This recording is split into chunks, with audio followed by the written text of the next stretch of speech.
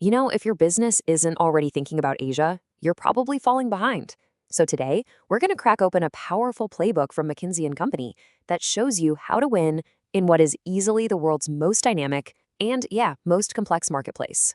This isn't just about another growth opportunity, it's about getting your business ready for the future of the entire global economy. Just take a look at this. You can just feel the energy, right? This really captures the incredible vibe of Asia, a continent of absolutely dazzling growth, but also deep, deep diversity. But for any company trying to make it there, all this energy presents a massive puzzle. And the key to solving it, the secret to unlocking all that potential, well, it's kind of hidden in plain sight, the supply chain. Okay, so how are we going to break this down? Here's the plan.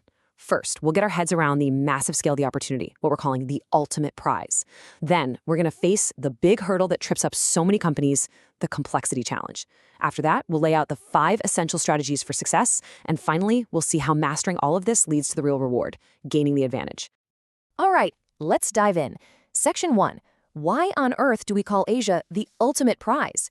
Well, it's because the next great chapter of global growth is being written there as we speak. I want you to just let this number sink in for a second. 58%. By next year, Asia is on track to account for nearly 2/3 of all the manufactured goods consumed on the entire planet. It's not just a market, it's quickly becoming the market. And if you're not in the game there, you're not just missing a piece of the pie, you're risking becoming totally irrelevant. And we're not talking about slow, steady growth here. This is explosive. I mean, can you imagine real incomes going up by more than 5% every single year for 2 decades straight? That's what's been happening. You've got countries like Vietnam doubling their entire national wealth in just over a decade. This isn't just some dry economic stat. This is the birth of a huge, ambitious new consumer class that is actively looking for new things to buy. Okay, but here's the catch, and it's a big one. This incredible prize, it's sitting behind this wall of complexity. This continent is full of so many contrasts that it can totally overwhelm even the biggest, most sophisticated companies in the world. And this slide, wow, it just lays it out perfectly. The income gap in the ASEAN region is 7 times wider than it is in the European Union. 7 times. Just think about what that means.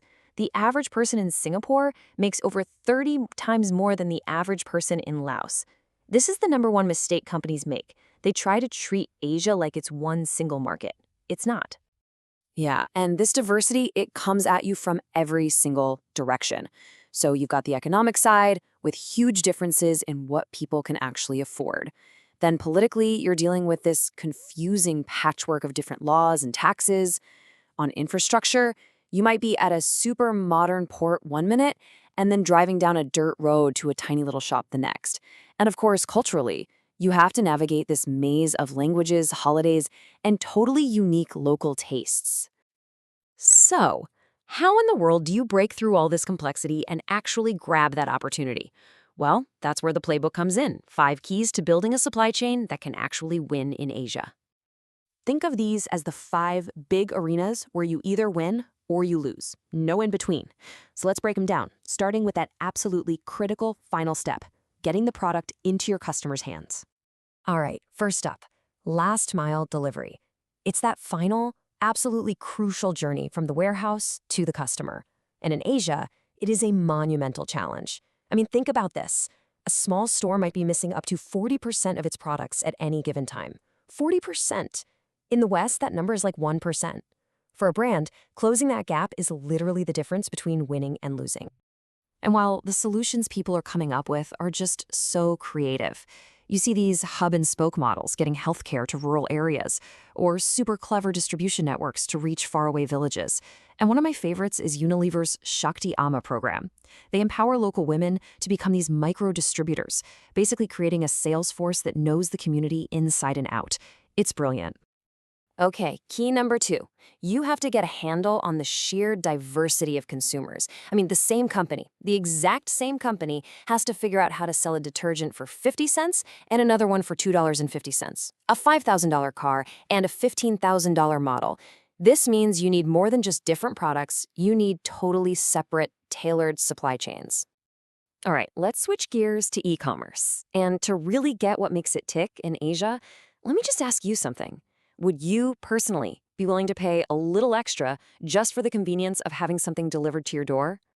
So, if you're in the US, you probably said no way. And you'd be right. Only about 17% of people there would pay extra.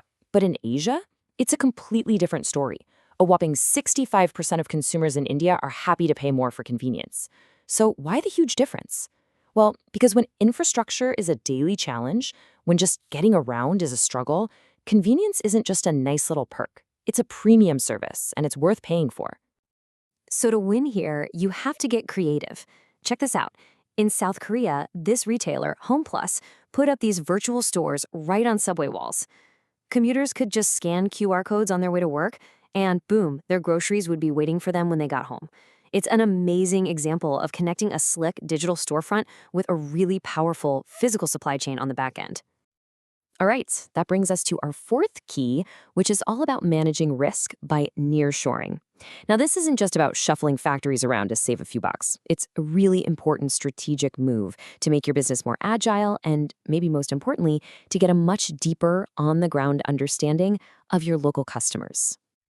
And believe me, risk is a massive deal over there. Just look at this survey McKinsey did. They asked car execs in India what their top priority was.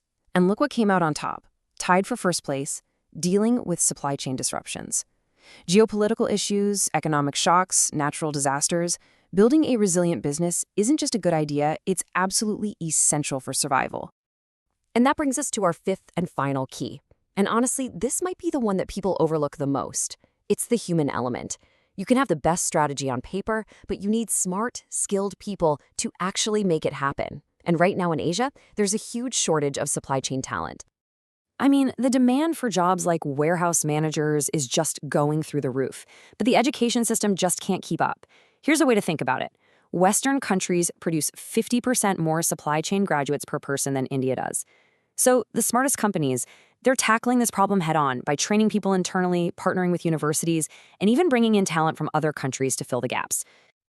So let's pull all of this together. When you look at these 5 keys, you start to realize something pretty cool.